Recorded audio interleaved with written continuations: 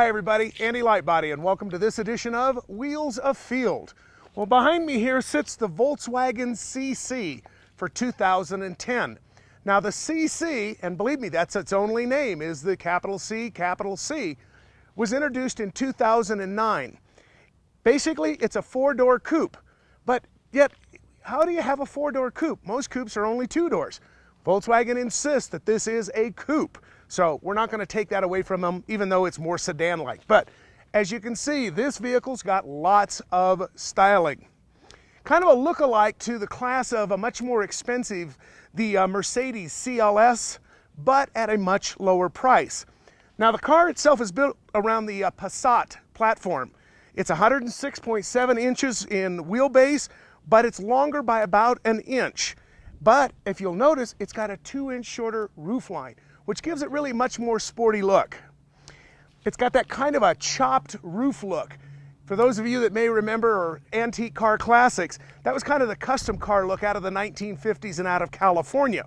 But it's really pretty radical for Volkswagen. All right, let's start under the hood, because here's where you get to pick your power plant. Now the standard engine on this particular car, for enthusiasts that like a turbocharger, you're gonna love this. This is a 4-cylinder, 2.0 liter turbocharge that's matched to a 6-speed manual transmission. So I mean, you get to fly if you want to. There is a little bit of lag time, as there is with all turbochargers, but considering that this is the standard power package, hey, not bad for freeway flying. You kick it in, you hit it, and you start rolling through those gears, trust me, you're gonna hear people in the back seat going, whoa, it will literally shove you back in your seat.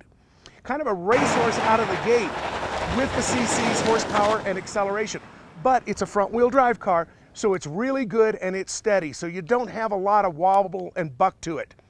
Now, if you want to take it up a notch, the only other option is a 3.6 liter V6 engine, and that blasts out a whopping 300 horsepower. Why you need it, I don't know. If you like the turbocharged aspect of it, basically, that's your baseline.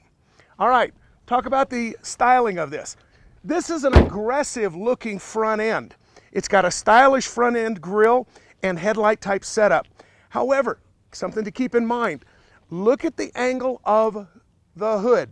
It is so sloping down that it's virtually impossible, even for big guys who I've put in the car, to look over and down across the front end from the passenger or the driver's seat and tell you where that front bumper is.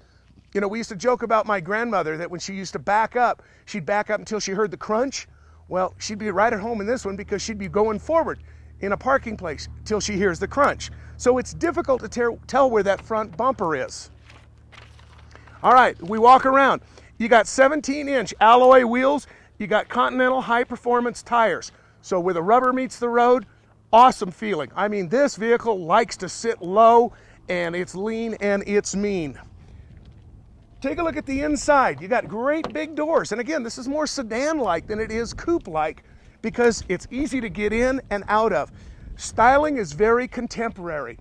Everything is where it's supposed to be, except the hood release. You got to look for it, and it's way down and under. But the big doors and everything, fully adjustable seats, both front driver and front passenger, all electric. The seating is really good, both in the front seat and the back seat. It comes with what we call one of these electronic keys, which means you have to insert it into the ignition system. You then have to depress the clutch or put your foot on the brake to start the vehicle. The parking brake is all electric, so don't drive yourself crazy trying to look for the lever. It's not there. It's a button on the dashboard. Took a little bit of getting used to. All right, move here into the back a little bit more. Again, the back seats, they're big, they're wide, they're cavernous. They will seat 3 across as a 5-seater.